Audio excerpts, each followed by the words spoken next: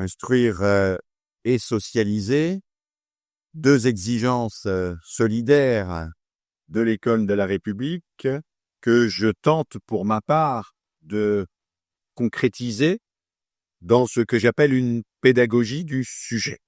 Alors je vous expliquerai pourquoi je m'exprime ainsi et pourquoi je propose ce concept de pédagogie du sujet.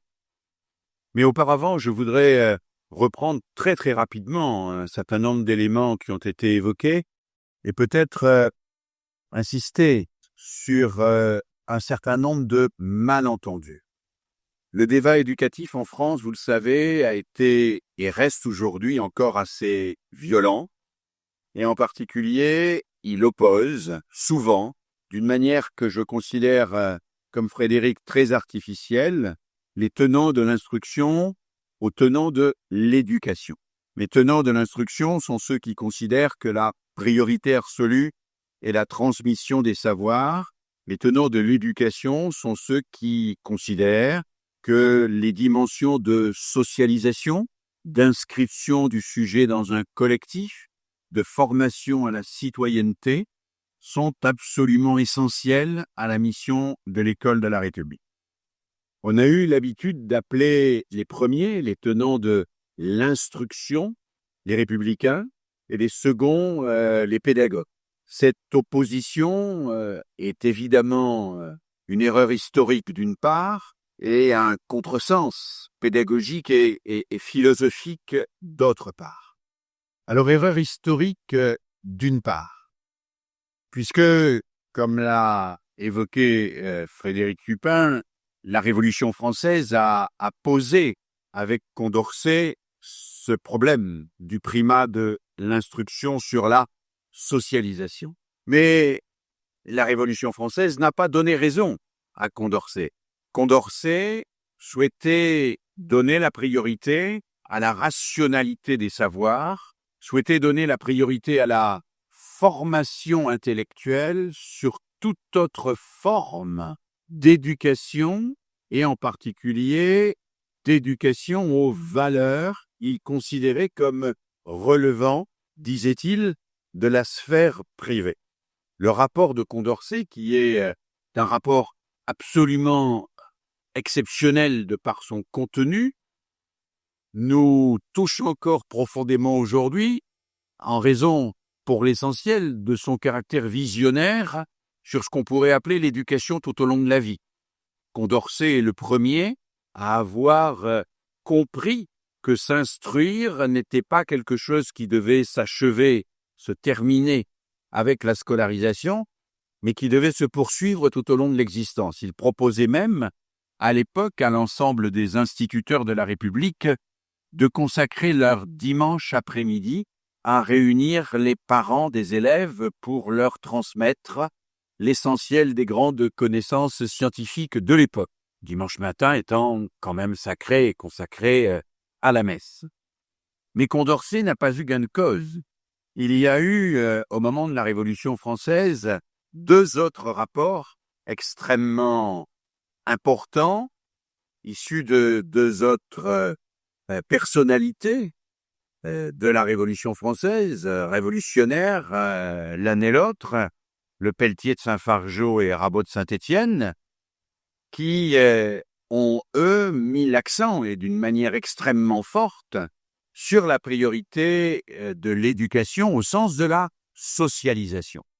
Ils ont en particulier souligné à quel point il était important qu'une nation se donne des rituels et des codes communs, et ils ont été à l'initiative d'un certain nombre de grands rituels républicains et de grandes fêtes qui ont eu lieu, en particulier la fête du 14 juillet, dont vous savez que, après avoir été dans un premier temps une fête relativement anecdotique, elle est devenue ensuite la fête nationale dans la célébration non seulement de la prise de la Bastille, mais aussi précisément de l'instauration de la République. Le Pelletier de Saint-Fargeau et Rabot de Saint-Étienne insistaient, eux, contrairement à Condorcet, sur la nécessité de construire du lien entre les individus Et ils étaient extrêmement concrets, ils montraient que ce lien se construisait à travers le chant collectif, à travers des manifestations rituelles,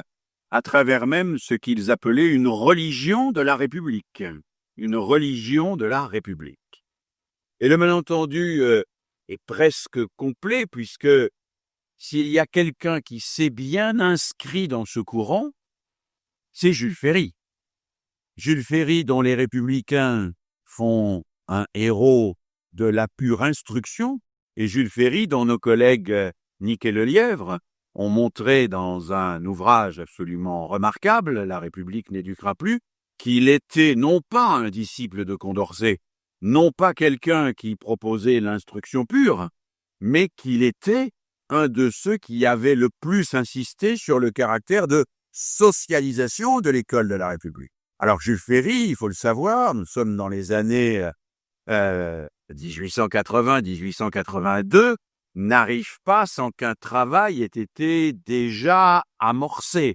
Il a été amorcé avant lui par un homme dont l'importance sur le système éducatif est absolument déterminant, c'est Guizot.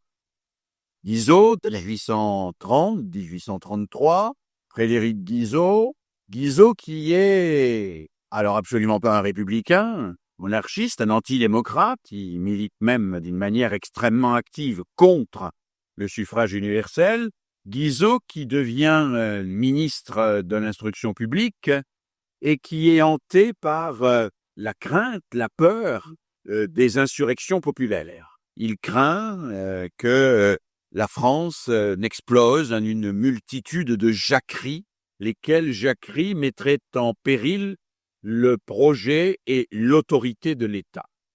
Guizot qui va être le créateur simultanément des écoles normales, puisque les écoles normales d'instituteurs sont une création de la monarchie de Juillet. Guizot qui va être le créateur aussi du premier bulletin officiel de l'éducation nationale, qu'on appelle alors le Moniteur.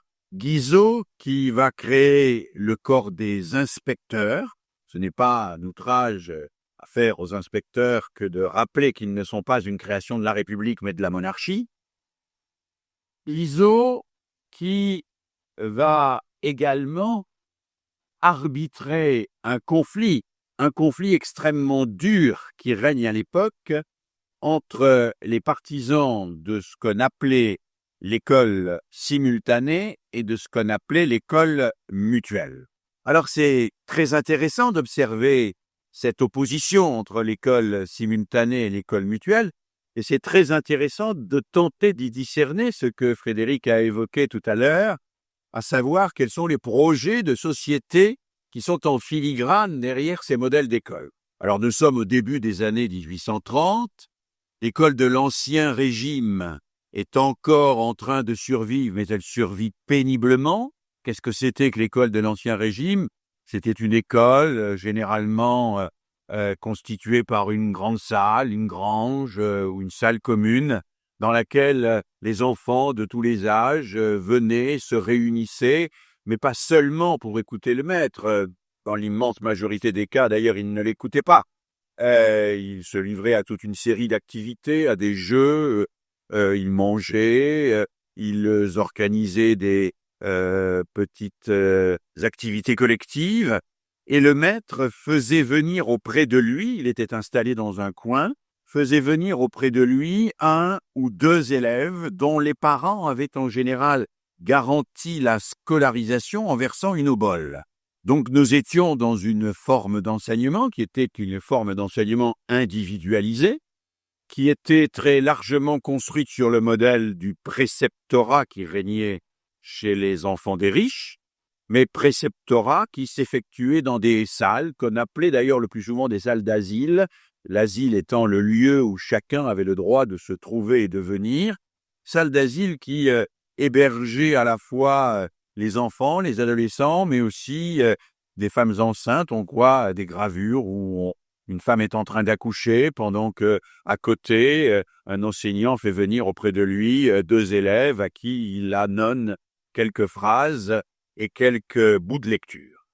Alors ce modèle-là, qui est le modèle moyenâgeux, est en train de péricliter. Il est évidemment un modèle complètement obsolète dans les années 1800, deux modèles, en revanche, sont en train d'émerger. Un modèle qui est issu de la tradition catholique et qui a été construit, imaginé, par saint Jean-Baptiste de La Salle, sur le principe de la simultanéité de l'enseignement à des élèves homogènes. Saint Jean-Baptiste de La Salle est un clerc, comme vous pouvez l'imaginer, et il est très inspiré par le mouvement de la contre-réforme, le mouvement qui voulait reconquérir ce que le protestantisme avait à ses yeux abattu, et il est profondément attiré, saint Jean-Baptiste de La Salle, par une forme qu'on pourrait appeler très religieuse de transmission des savoirs. Au fond, la classe que propose saint Jean-Baptiste de La Salle n'est qu'une transposition à peine, alors je ne dis pas laïcisée, ce serait une erreur historique, mais à peine transposée de ce qui se passe dans l'église à la messe. Les personnes viennent ensemble et assistent ensemble au même cérémonial. Ce cérémonial est lui-même donné par une personne dont la nature lui confère des pouvoirs qui ressemblent terriblement à ceux du clerc. Il impose en quelque sorte les mains du savoir à un ensemble d'élèves censés recevoir ensemble ce savoir. Guizot connaît bien ce modèle simultané. Il sait que ce modèle simultané a le soutien à l'époque de l'Église catholique, des conservateurs, mais il sait aussi qu'il est très fortement menacé par l'émergence d'un modèle qu'on appelle le modèle mutuel. Alors le modèle mutuel, il n'est pas issu d'un seul et unique personnage, contrairement au modèle simultané de saint Jean-Baptiste de La Salle.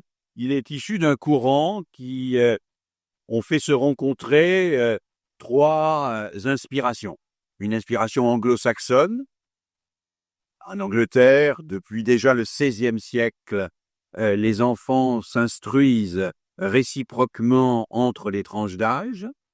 Un courant qui est un courant suisse, religieux, inspiré par un prêtre de Fribourg qui s'appelle le père Girard et qui a écrit un certain nombre de textes qui, quand on les relit aujourd'hui, sont assez extraordinairement pertinents, précis et d'actualité, en particulier sur la vacuité ou l'insuffisance du modèle qu'il appelle magistral, et un courant qui est un courant qui existe en France de la part d'une partie de l'Église catholique, la partie qui s'occupe des plus en difficulté, des plus pauvres, et en particulier dans la région de la Bresse, initiée par un ecclésiastique qui s'appelle Charles Délier. Dans l'école mutuelle, on ne fonctionne pas du tout comme dans le modèle simultané.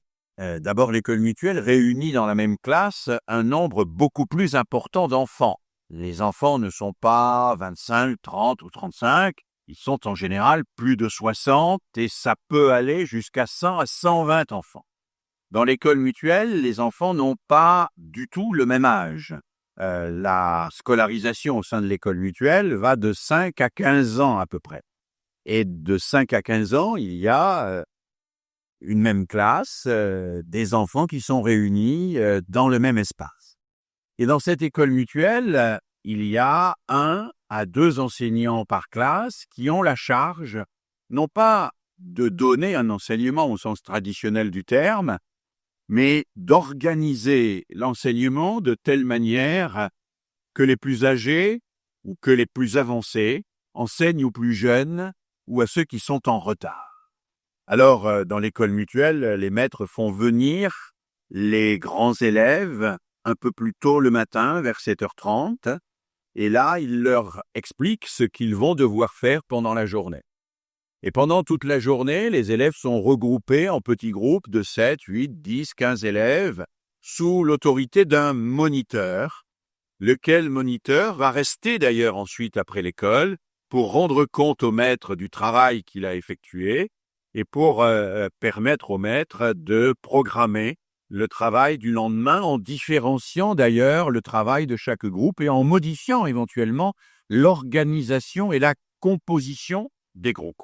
Dans l'école mutuelle, on utilise, contrairement à ce qui se passe dans le modèle simultané, on utilise un certain nombre d'outils. On utilise en particulier un outil qui fera florès et qui sera très utilisé dans l'école publique pendant très longtemps, qui est l'ardoise. Les enfants écrivent sur une ardoise ce que le moniteur leur demande de calculer ou leur dicte. Dans l'école mutuelle, il y a des panneaux qui représentent un certain nombre d'éléments de biologie, de géographie, d'arithmétique, qui sont utilisés par les moniteurs comme support. Dans l'école mutuelle, il y a des livres qui sont à disposition de ceux et celles des enfants qui n'ont pas leur place dans un des groupes, mais qui vont à un moment ou à un autre pouvoir aller s'isoler pour travailler sur une question particulière. Alors, je vous ai dit tout à l'heure que l'école simultanée était soutenue par l'Église catholique et par les conservateurs. L'école mutuelle, elle, est soutenue très fortement par les protestants et par toute une frange des intellectuels, en particulier les intellectuels qui se situaient dans le courant qu'on pourrait appeler anarcho-syndicaliste aujourd'hui, et qui voyaient dans ce modèle de l'école mutuelle une forme d'émancipation populaire. Le débat fait rage. On n'imagine pas aujourd'hui, en 2017, à quel point en 1832, il y a une violence terrible entre les partisans des deux modèles. Les conservateurs, les catholiques, voient dans l'école simultanée la garantie d'un système qui maintient un ordre public pyramidal au sein duquel, du sommet de la pyramide jusqu'au plus bas de l'échelle, on surveille l'ensemble de ceux qui travaillent en faisant l'hypothèse qu'il faut réunir les classes les plus homogènes, de telle manière à ce qu'on puisse faire aux élèves la même chose en même temps, et contrôler le résultat de leur activité. C'est la raison pour laquelle, d'ailleurs, dans les classes homogènes de l'école mutuelle, on cherche systématiquement à exclure ou à déplacer les élèves qui seraient un peu plus jeunes ou un peu plus âgés et qui ne s'inscriraient pas dans cette belle architecture. Dans toutes les classes, dans toutes les écoles fondées sur le modèle simultané, il y a au minimum 3 classes représentant 3 niveaux. Et ces 3 niveaux sont censés être des niveaux d'élèves du même âge, ayant atteint à peu près les mêmes connaissances, maîtrisant les mêmes prérequis et capables de faire à la même vitesse la même chose en même temps. Je vous ai dit également que le modèle mutuel était soutenu très fortement par le courant protestant. Alors, il est très intéressant de lire, à travers l'opposition catholicisme-protestantisme, de lire les débats pédagogiques du XIXe siècle. Pour ceux et celles qui ne sont pas familiers des rapports entre le protestantisme et le catholicisme, quelques anecdotes qui vont rapidement vous permettre de mesurer la portée de cette opposition. Vous savez, ou vous ne savez pas, mais sachez que chez les catholiques, nul fidèle n'a le droit d'accéder directement au texte sacré qu'est la Bible. Chez les catholiques, seul le clerc a le droit de choisir l'extrait qui va être présenté et commenté par celui qui détient la vérité de la parole divine, parce qu'il a été ordonné par l'Église. Et au moment des guerres de religion, je suis moi-même issu du sud de la France, d'une partie de la France où les guerres de religion ont été particulièrement vives, quand une famille était trouvée en possession de la Bible, elle était immédiatement exécutée. Le fait de se trouver en possession de la Bible signifiait que l'on s'érigeait en quelque sorte capable d'accéder directement au texte sans la médiation du clerc, sans la médiation de l'autorité de l'Église. Le catholique n'a pas la Bible, il a un tout autre livre d'une toute autre nature qui est le missel. Le missel n'est pas la Bible. Dans le missel, il n'y a pas toute la Bible telle qu'elle est dans le texte sacré.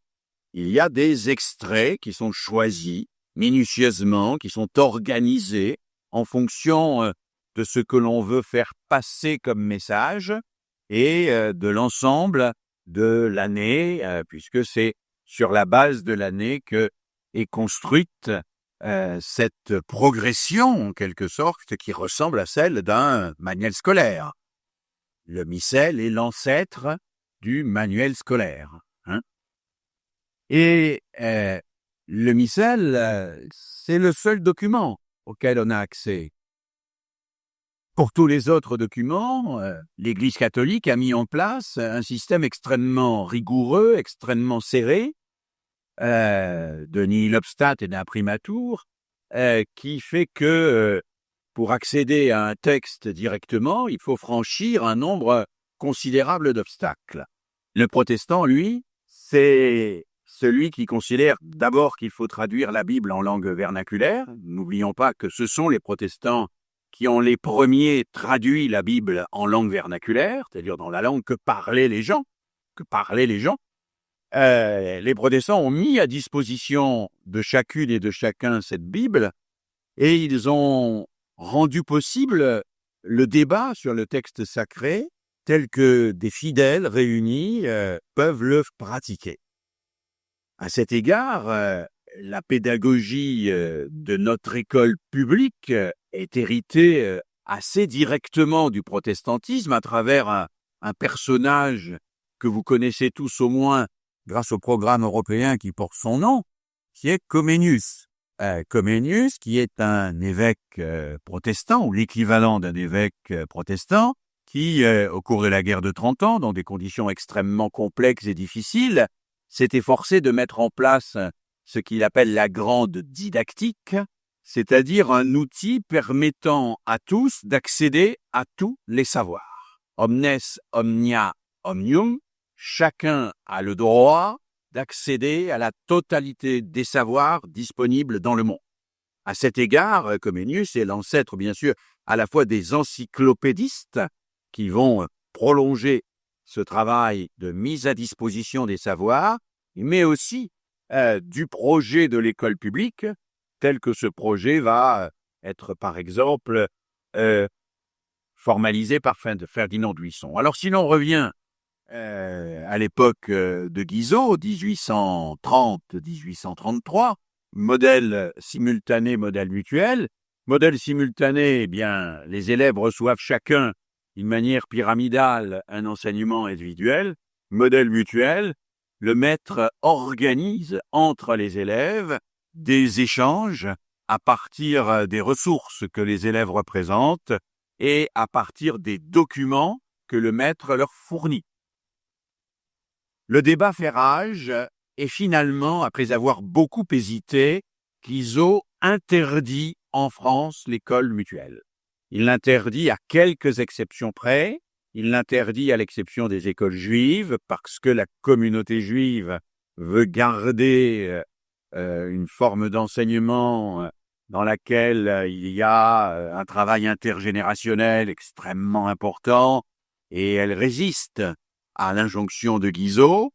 Et l'autre exception, bien évidemment, c'est l'école rurale quand il n'y a pas assez d'élèves pour constituer des classes qui soient homogènes et que l'on est obligé de mettre ensemble des élèves de niveaux différents. Mais Guizot dit très bien, et cela est d'une certaine manière toujours vrai aujourd'hui, que l'école rurale et la classe unique sont des archaïsmes qu'il faudra faire disparaître au fur et à mesure que l'on pourra constituer des écoles construites sur la base de l'homogénéité qui pratiquent l'enseignement simultané.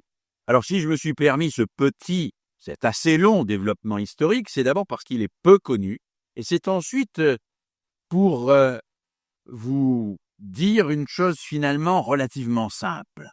Nul Dieu n'a jamais gravé dans des tables de la loi sur un quelconque mont Sinaï, l'école sera à jamais constituée de classes de 24 à 40 élèves, du même âge et du même niveau, qui font la même chose en même temps. Ceci n'est qu'une modalité de l'institution scolaire. C'est une modalité historique. C'est une modalité contingente. C'est une modalité choisie à un moment donné où l'État-nation a besoin de se construire et où il a besoin de s'imposer dans une hiérarchie pyramidale pour juguler en quelque sorte les velléités individuelles qui pourraient échapper à son pouvoir et à son emprise. Mais ce n'est qu'une modalité. Alors que va faire Jules Ferry? Jules Ferry va évidemment faire quelque chose de fondamental, d'essentiel. Il va laïciser cela. Il ne change pas le modèle. Le modèle de l'école simultanée est conservé par Jules Ferry. Mais il va le laïciser. Il va le laïciser et il va lui donner une coloration encore plus nationaliste que la coloration que lui avait donnée Guizot. Puisque Jules Ferry est un homme qui, à la fois personnellement et historiquement, avec tout ce qu'il représente, est traumatisé par un certain nombre d'événements. Il est traumatisé par la défaite de Sedan. La France a perdu l'Alsace et la Lorraine, mais il est aussi traumatisé par la Commune de Paris. La Commune de Paris où le peuple s'est emparé du pouvoir et a chassé les gouvernants, M. Thiers et les autres, qui ont dû se réfugier à Versailles. Il est traumatisé par ces événements qui ont remis en question à ses yeux la constitution de l'État-nation et la mise en place, la mise en œuvre d'une école française qui soit au service de la constitution de cet État-nation.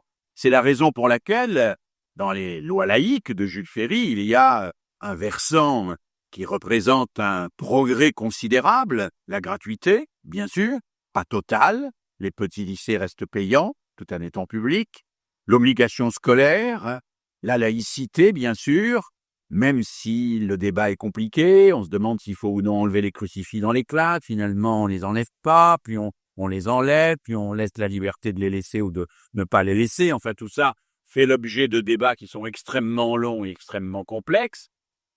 Mais dans tout cela, Jules Ferry va impulser aussi ce qui constitue l'essentiel finalement de son héritage, c'est-à-dire un enseignement fondé non pas sur l'instruction pure, mais sur la priorité à une socialisation qui, à l'époque, se veut clairement au service de la construction de l'État-nation.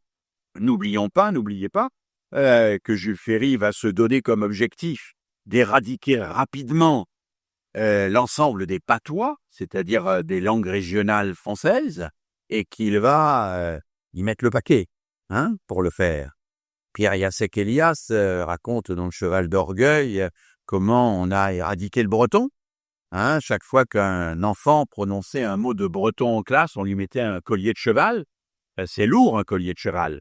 Et puis il passait ce collier de cheval à l'enfant qui disait ensuite un mot de patois. Le dernier enfant qui disait un mot de patois dans la journée repartait chez lui avec un collier de cheval. Et il devait revenir le lendemain matin avec le collier de cheval. La méthode d'éradication des patois n'a pas été une méthode particulièrement douce. Elle a été une méthode extrêmement efficace parce qu'extrêmement brutale et rapide. Efficace, oui, certes. Dans les tranchées de 1914, l'ensemble des petits Français comprenaient la même langue, ce qui n'aurait pas été le cas sans doute s'il n'y avait pas eu cette éradication des patois et cette imposition de la langue française par Jules Ferry. Mais Jules Ferry ne fait pas que éradiquer les patois. Jules Ferry met en place tout un enseignement très idéologique d'une socialisation très nationaliste. Jules Ferry, c'est l'homme du Tour de France par deux enfants. C'est l'homme qui fait chanter les chansons de Paul Déroulède. C'est l'homme qui également met en place les bataillons scolaires, les garçons qui s'entraînent au maniement de la baïonnette de bois pour constituer une bonne armée coloniale. Nous sommes là, et nos amis Claude Lelièvre et Christian Nick nous le montrent bien, dans une éducation qui n'est en rien une instruction pure, dans une éducation qui est une socialisation au service d'un projet de société extrêmement précis. Même si les choses sont compliquées, même si au sein de ce projet de Jules Ferry, Ferdinand Buisson va introduire, à travers la tradition protestante qu'il incarne, une certaine conception de la lecture. Buisson lui-même a été exilé pendant la monarchie de Juillet. Il est allé sur les bords du lac de Genève, où il a rencontré les pédagogues protestants, et il sait que la lecture et l'accès direct au texte est un moyen d'accéder à la liberté. Donc les choses sont complexes. Il y a dans la même époque à la fois ces forces d'unité, on va dire de normalisation idéologique qu'impose Jules Ferry, mais également il y a une pédagogie de l'émancipation qui s'immisce à travers l'influence des protestants et du protestantisme que représente Ferdinand Buisson, qui est le directeur de l'enseignement scolaire de Jules Ferry à l'époque. Donc nous sommes dans un moment où la socialisation est bien évidemment première. Et si Jules Ferry explique qu'il faut que les petits Français sachent lire, écrire et compter, c'est pour lire d'abord les textes officiels, c'est pour écrire dans des conditions qui sont celles de l'administration, et pour s'inscrire à travers l'administration, et c'est pour compter et faire du commerce, puisqu'ils sont pour l'essentiel des paysans qui ont besoin de maîtriser ce que l'on appelait à l'époque les poids et mesures. Les poids et mesures. Donc nous sommes là dans une période de notre histoire française qui est une période où la socialisation emporte de très loin sur l'instruction. Contrairement à la nostalgie rétrospective et largement mythifiée de l'école de Jules Ferry, qui voudrait en faire une école de l'instruction dans laquelle il n'y aurait pas de socialisation ni de normalisation. Cette école va subsister, elle va se poursuivre, elle va permettre à bien des égards à la France de gagner la guerre de 14-18 et de conquérir son empire colonial. Mais cette école va très vite montrer aussi ses limites. Et en particulier, nous allons avoir un mouvement très important après la guerre de 14-18, qui est le mouvement des compagnons de l'Université nouvelle, qui vont commencer à émettre des doutes sur le lien qui apparaissait comme intrinsèque entre le nationalisme et l'école, et qui vont proposer un certain nombre de textes pour dire qu'au fond, peut-être que l'école pourrait être autre chose qu'un creuset du nationalisme, qu'elle pourrait être, par exemple, un lieu de construction de la solidarité. Et dans le manifeste publié en 1918 par les compagnons de l'Université nouvelle, on trouve cette phrase: « Les pères, qu'ils soient ingénieurs ou ouvriers, ont souffert dans les mêmes tranchées.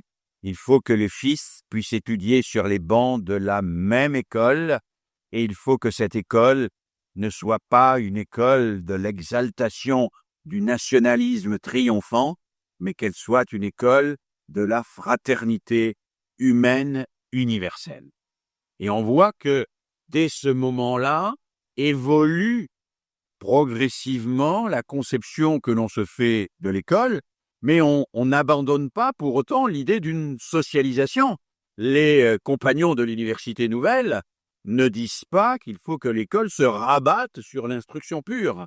Ils disent que l'école doit être le lieu de l'apprentissage de la fraternité qui est bien une forme de socialisation s'il en est.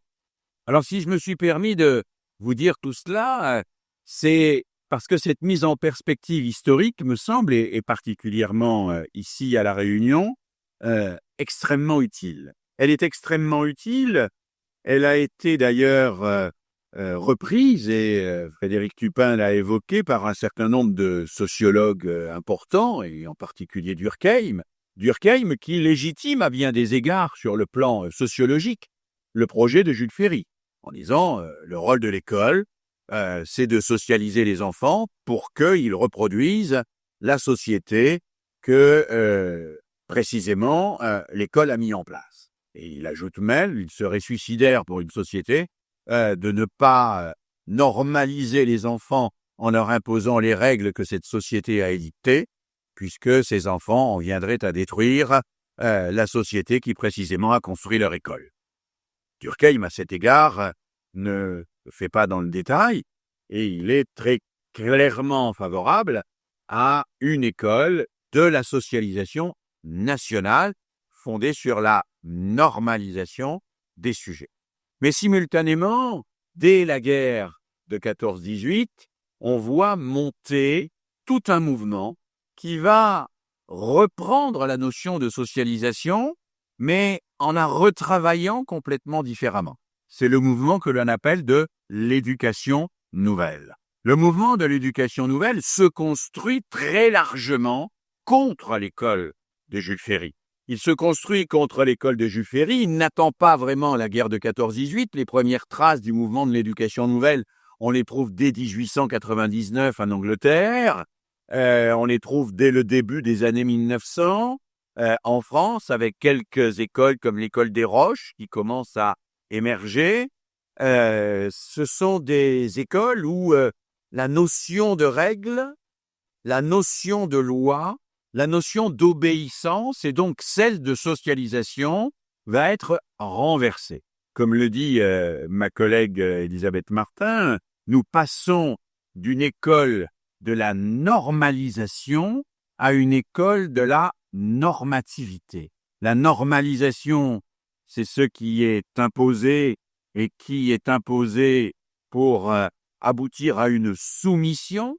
La normativité, c'est ce qui est construit à partir d'un projet commun et qui, dans cette construction, permet de faire entendre en quoi les règles ne sont pas arbitraires mais nécessaires et en quoi les interdits, en réalité, autorisent. Alors tout ce mouvement de l'éducation nouvelle commence à Bolshom avec un pasteur. C'est pas un hasard que je joue un pasteur protestant qui commence et crée la première New School en 1899. Ce mouvement de l'éducation nouvelle, au fond, son projet, c'est de mettre la socialisation en harmonie avec l'apprentissage. Les règles, au fond, qui doivent émerger dans la classe, doivent être des règles qui s'imposent au regard des apprentissages eux-mêmes, dès lors que ces apprentissages font sens pour les élèves. Alors ne croyons pas, bien sûr, que l'éducation nouvelle est un mouvement homogène, où tout le monde est d'accord, content, et où tout le monde prêche absolument la même chose. Ce mouvement de l'éducation nouvelle, qui se constitue en Ligue internationale de l'éducation nouvelle au Congrès de Calais en 1921, réunit des gens extrêmement différents. Il y a là Maria Montessori, qui encore n'est qu'une spécialiste de la catéchèse, qui ne s'est pas encore mêlée de pédagogie, qui se trouve confrontée à Alexander Sutherland Neill, qui se débrouille pour ne pas caser une phrase sans utiliser le mot masturbation, ce qui fait rougir évidemment Maria Montessori en face et qui provoque chaque fois un petit scandale au sein du Congrès de Calais. On a des gens comme Ferrière, qui est un libéral absolu et qui dit qu'il faut supprimer les règles arbitraires à l'école, non pas du tout pour aller vers une société égalitaire, mais pour permettre de promouvoir le plus vite possible les futurs chefs. Dans le livre que Ferrière écrit sur les communautés d'enfants, eh bien, il explique que ces communautés d'enfants vont permettre très vite aux leaders d'émerger et de devenir ceux qui prendront progressivement la tête des grands mouvements de progrès de la société qui feront progresser ainsi l'humanité, alors qu'il y a aussi Célestin Freinet qui, lui, considère que ces mêmes méthodes sont au service de l'école du peuple, du prolétariat, et qu'elles ont pour vocation la mise en place d'une société sans classe. Donc on a au sein de l'école nouvelle une variété extraordinaire de gens qui se réunissent plus autour de certains lieux communs qu'autour d'une certaine conception unique de l'apprentissage et de la socialisation. Une de mes tâches et une de mes préoccupations de chercheur a été d'essayer de repérer dans cette éducation nouvelle en quoi les mêmes lieux communs recouvraient des conceptions idéologiques radicalement opposées. La notion, par exemple, de méthode active, qui semble une notion acceptée par tous et par toutes, peut recouvrir chez les uns une espèce de totémisation du bricolage, alors que chez les autres, plus centrés sur la psychologie cognitive, qui ont travaillé un peu Vallon, Piaget qui était au Congrès de Calais, cela signifie l'activité mentale de l'élève qui n'est pas du tout incompatible avec la lecture d'un livre ou voire un cours magistral. Le groupe d'enfants et la promotion de l'enfant en groupe peut signifier chez les uns un groupe à caractère libéral, voire autoritaire, et chez les autres, un groupe à caractère anarchiste et égalitaire. Donc il ne nous faut pas simplement embrayer sur ces lieux communs de l'éducation nouvelle, mais bien chercher ce que derrière cette éducation nouvelle, chacun propose et promeut pour articuler l'instruction et la socialisation. Chez quelqu'un comme Alexander Sutherland Neill, Libres enfants de Summerhill, dont vous avez entendu parler, la socialisation est totalement première et l'instruction ne vient qu'ensuite, comme une sorte d'appendice second ou secondaire de la socialisation. Il s'agit d'abord de créer un groupe d'enfants, de mettre l'enfant dans une espèce d'ambiance où il pourra s'épanouir, noter le caractère botanique ou floral de la métaphore, la graine qui s'épanouit, dès lors qu'elle est au soleil et qu'on l'arrose correctement, mais elle a toute déjà un aile et on n'a rien besoin de lui donner de plus que ce qui déjà est porté par ce qu'elle contient. Il y a donc Neill qui accepte volontiers qu'une petite fille ou une jeune fille de 14 ans ne sache pas lire. Bon, il y a dans Libres enfants de Summerhill un passage où il explique que à 14 ans, on peut ne pas savoir lire, ça n'a pas d'importance, si on est bien, si on est heureux, parce qu'un jour, on décidera d'apprendre à lire, et ce jour-là, parce qu'on a décidé d'apprendre à lire, on apprendra très très vite à lire, et très très bien à lire. Alors, on peut discuter cette conception.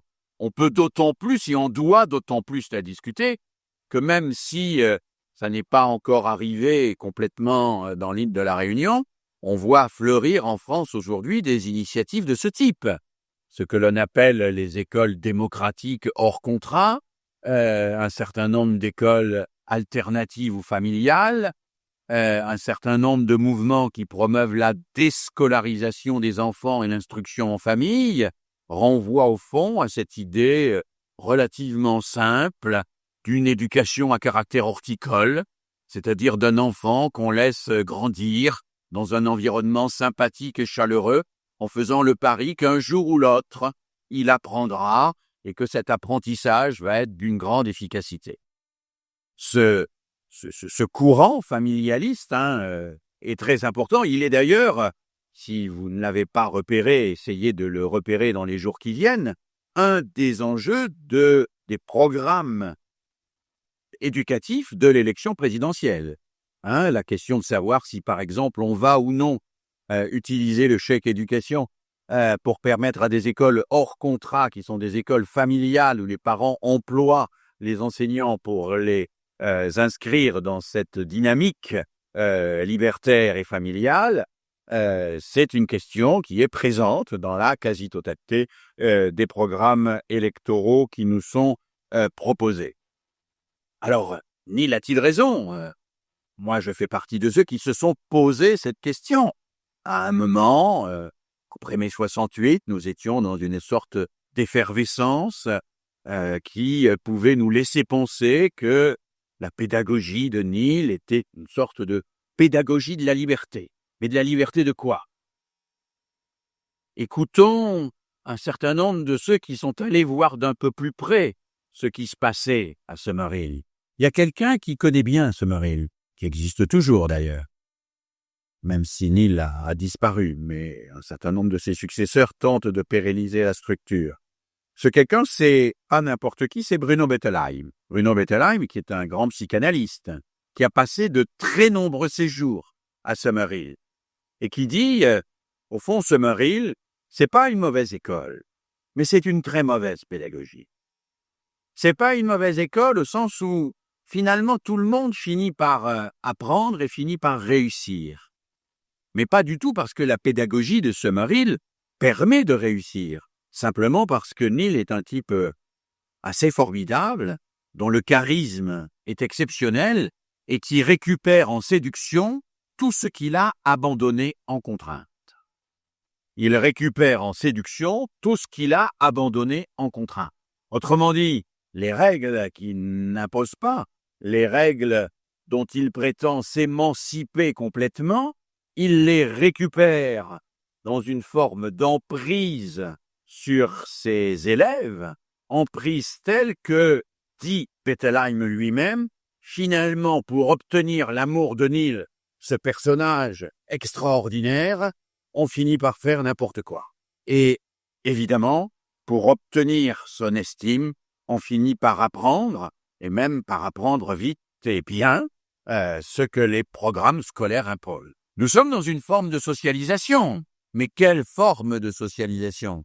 Une forme de socialisation où on a abandonné les contraintes au profit de l'emprise, au profit de la séduction, et où cette séduction joue d'une manière encore plus oppressive, d'une certaine façon, que les contraintes, puisqu'elle est invisible, et que ce caractère d'invisibilité de l'emprise rend très difficile l'émancipation à son égard. D'ailleurs, toute une partie de l'éducation nouvelle, et je pourrais vous raconter ce qui s'est passé dans les écoles de Hambourg avec Gustav Willy Kamens, qui est à peu près la même chose que ce qui se passe à Summerhill, toute une partie de l'éducation nouvelle qui a abandonné les règles de l'école traditionnelle, de l'école de Jules Ferry. C'est cette discipline qui était imposée de manière normalisatrice. Toute cette partie de l'éducation nouvelle va s'épuiser dans une sorte de psychologisme excessif où l'investissement, l'amour, l'emprise de l'enseignant va tenter désespérément de se substituer aux contraintes qui sont nécessaires pour l'apprentissage. Et on va basculer de la socialisation normalisatrice à une socialisation de l'emprise tout autant normalisatrice, mais où les normes invisibles se concrétisent en réalité par la force des rapports affectifs qui se construisent entre le maître et les élèves. Mais il n'y a pas que cela dans l'éducation nouvelle, fort heureusement. Il y a tout un autre courant qui porte une autre conception de la socialisation et des rapports entre la socialisation et l'instruction. Cet autre courant, c'est celui de Célestin Freinet, c'est celui qui sera prolongé par Fernand Houry et la pédagogie institutionnelle. C'est un courant qui ne nie pas la nécessité de règles, qui affirme l'impératif même de la loi. Célestin Freinet, Fernand Houry disent clairement qu'on ne discute pas la loi, parce que la loi, qui consiste dans un interdit tout simple, qui est l'interdit de la violence, est ce qui permet de discuter de tout le reste. Donc précisément parce que la loi est ce qui permet de discuter de tout le reste, on ne peut pas discuter de la loi. La loi est par définition indiscutable. Elle relève d'une nécessité anthropologique. Cette nécessité anthropologique qui fait que les humains ne peuvent débattre que s'ils s'accordent sur le fait que ce n'est pas la violence qui fait la loi.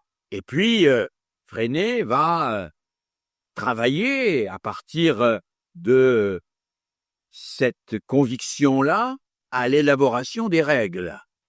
Et ces règles, il va faire en sorte qu'elles émergent dans ce que ma collègue appelle la normativité et non plus la normalisation.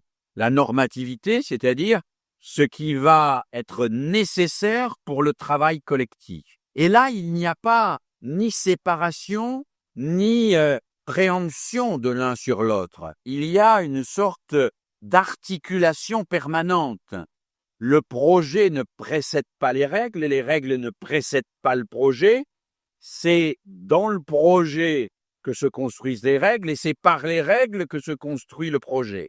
Et c'est ensemble que le réel scolaire s'institue au sens fort du terme, c'est-à-dire tient debout. Instituer, c'est faire tenir debout. C'est la raison pour laquelle je suis de ceux qui pensent que tout le courant que l'on appelle de la pédagogie institutionnelle est un courant qui apporte à la réflexion pédagogique une conception très originale et en même temps très formatrice du rapport entre l'instruction et la socialisation. Parce que à travers la pédagogie institutionnelle, ce qui se trame, c'est la construction d'une socialisation en interaction permanente avec le projet d'instruire.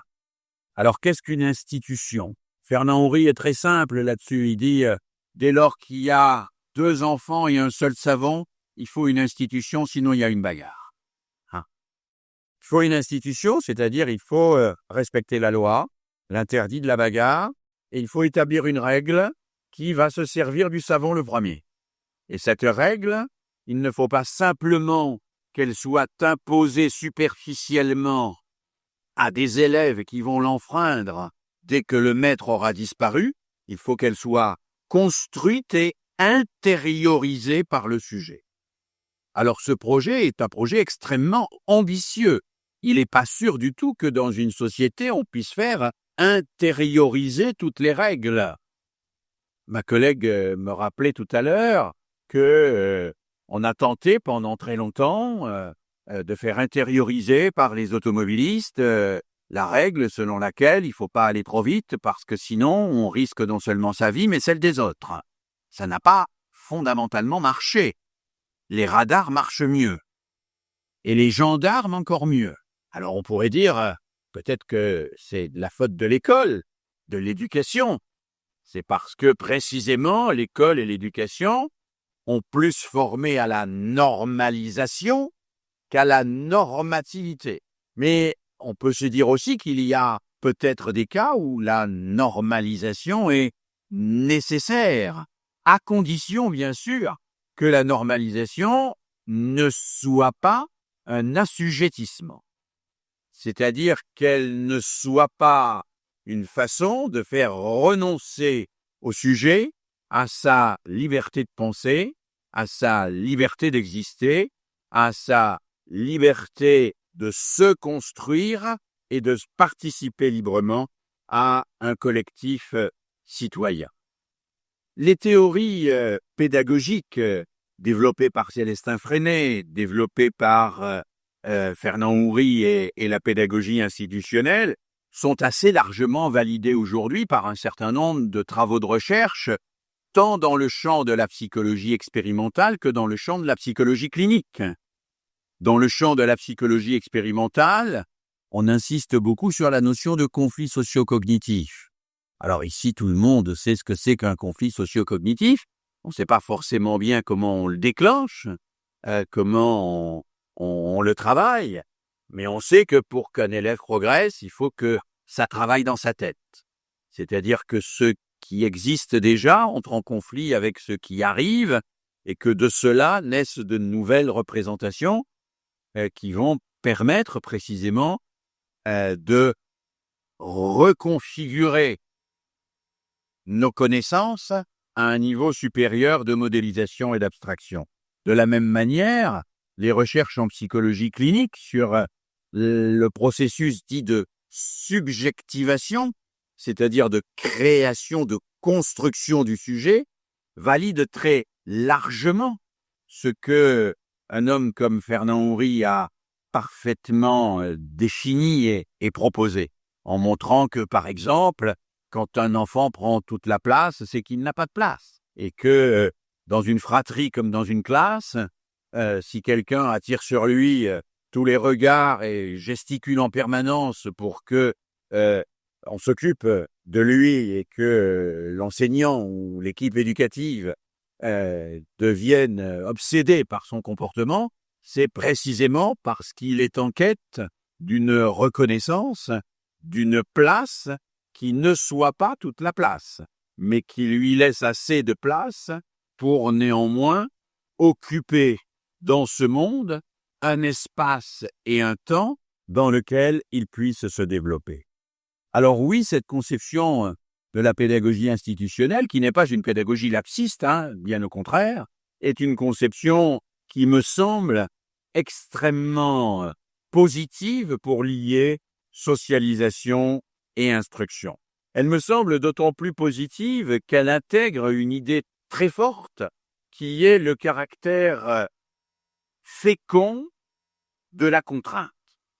Pas de n'importe quelle contrainte, mais de la contrainte qui permet de se développer et qui permet d'accéder à un niveau supérieur dans le domaine des savoirs comme dans celui du développement de l'intelligence. Quelqu'un qui m'a beaucoup appris dans ce domaine et que j'ai déjà cité hier sur autre chose, c'est Janusz Korczak, celui qui pour la première fois dans les années 20 a formulé la première déclaration des droits de l'enfant. Korczak qui affirme le droit de l'enfant à l'expression. Il dit tout enfant a le droit de s'exprimer, mais il ne dit pas pour autant tout enfant a le droit de dire n'importe quoi, n'importe quand. Et il ajoute le droit d'expression a pour corollaire le devoir d'éducation. Parce que l'expression spontanée de l'enfant n'est souvent, malheureusement, que la reproduction de stéréotypes et de pulsions immédiates qui ne sont pas passées par la maturation et par la réflexivité. Et Korczak nous montre précisément que il n'y a pas de droit à l'expression en dehors de l'exigence et de la contrainte que l'adulte va mettre pour que cette expression dépasse une forme de spontanéisme immédiat qui est tout le contraire de l'expression aboutie, de l'expression réfléchie. Par exemple, dans les propositions pédagogiques de Janusz Korczak, il y a celle du tribunal des enfants. Janusz Korczak organise des orphelinats à Varsovie, et dans ces orphelinats, il y a des enfants, des adolescents particulièrement difficiles, qui ne font pas des anges, et qui exigent une surveillance de tous les instants. Korczak s'efforce dans ces orphelinats de mettre de l'ordre, de trouver des solutions pour faire surseoir à la violence, en particulier sa fameuse boîte aux lettres. Il dit aux enfants, vous pouvez vous taper dessus tant que vous voulez, mais à condition de prévenir l'intéressé 24 heures à l'avance, et par écrit.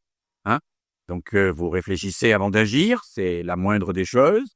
Et moi, je vous aide aussi à travailler sur cette réflexion avant l'action. Et puis, il institue un tribunal. Alors, comment fonctionne le tribunal chez Korczak ? Pendant toute la semaine, chaque enfant qui a à se plaindre de quelque chose qui s'est passé dans la classe, de la part du maître, de la part des éducateurs ou de la part d'un autre élève, dépose une plainte dans une boîte, la boîte des plaintes. Chaque samedi, on ouvre cette boîte et on ouvre ces plaintes, on les lit une par une, on met de côté les noms des gens qui se plaignent ou qui sont accusés, et parmi les autres, ceux qui ne sont pas concernés par les plaintes, on tire au sort 3 juges. 3 juges qui vont examiner chacune des plaintes à partir d'un code complexe de 1000 articles, rédigé par Kortchak lui-même, 1000 articles qui doivent être examinés à partir du premier et jusqu'au second, au troisième, au quatrième, au cinquième. Le premier étant il y a erreur sur la personne, oui ou non, et le dernier étant l'individu est totalement responsable, il est exclu de l'orphelinat. Et de l'article 1 à l'article 1000, il y a tous les cas de figure possibles que doit examiner le tribunal. Alors vous me direz, que fait l'adulte dans cette affaire-là? Il fait quelque chose d'extrêmement important. Il est le greffier. C'est-à-dire qu'il a un grand cahier et qu'il écrit ce que dit l'enfant qui est accusé, comme ce que disent les juges qui sont là et qui vont procéder à ce petit tribunal. L'adulte écrit. Il écrit sur un livre quelque chose qui va rester, sur un livre qui va pouvoir être consulté. Et cette seule présence de l'écriture, explique Kortchak, amène l'enfant à s'exaucer au-dessus de son expression immédiate. Quand on sait que ce que vous allez dire va être reproduit, va pouvoir être lu, on ne dit pas tout à fait la même chose. On ne va pas dissimuler ce que l'on a à dire, mais on va le dire autrement.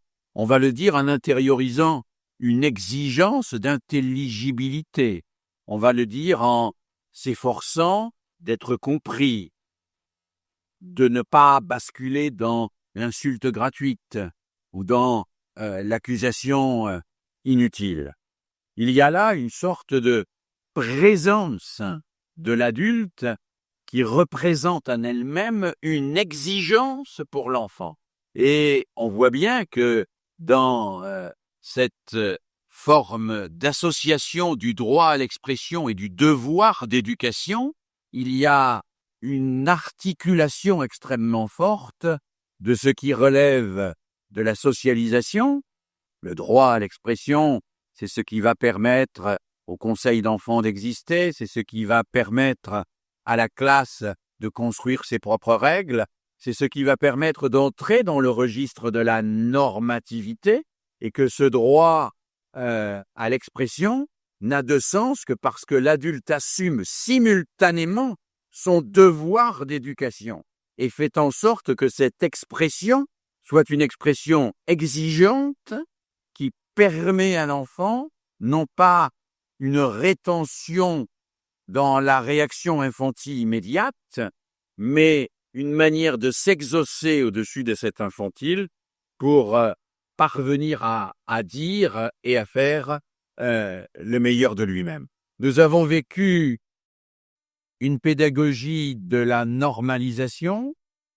L'éducation nouvelle a tenté d'introduire une pédagogie de la normativité, dans laquelle l'enfant construit dans le respect de la loi les règles qui vont lui permettre de vivre ensemble pour que ce vivre ensemble ne soit pas simplement une soumission, mais qu'il soit une préparation à l'exercice de la citoyenneté et de la démocratie, tout en étant un moyen de s'enrichir, de s'augmenter à travers les savoirs que l'on s'approprie. S'augmenter, vous savez que c'est l'origine étymologique de l'autorité. L'autorité, c'est ce qui nous permet de nous augmenter. Et je voulais en venir à cette idée sur laquelle je vous propose de travailler à partir de la fiche que je vous ai distribuée, que l'on vous a distribuée, c'est que au-delà des caricatures qui opposent instruction et socialisation, ce qui est probablement aujourd'hui un fil rouge autour duquel nous pouvons ensemble travailler en formation initiale, en formation continue, dans nos réflexions en équipe, c'est l'idée de d'aider l'enfant à se construire comme un sujet, c'est-à-dire le contraire d'un objet. Alors ça peut paraître étrange de dire ça, et ça peut paraître d'une extraordinaire banalité, mais l'enfant, c'est pas simple de ne pas être un objet. L'objet, c'est celui qui est ce qu'il est et qui reste ce qu'il est jusqu'à ce qu'il soit cassé, démoli ou jeté. Le sujet, c'est celui qui assume sa liberté. C'est celui qui assume ses faits et gestes, qui a intégré la réflexivité et qui, à partir de cette réflexivité, s'inscrit dans des collectifs où il participe à la définition du bien commun. Un sujet, c'est cela, et c'est une école qui permet de promouvoir un sujet dans une socialisation qui est aussi une instruction et une instruction qui est aussi une socialisation que nous cherchons à mettre en place. Voilà.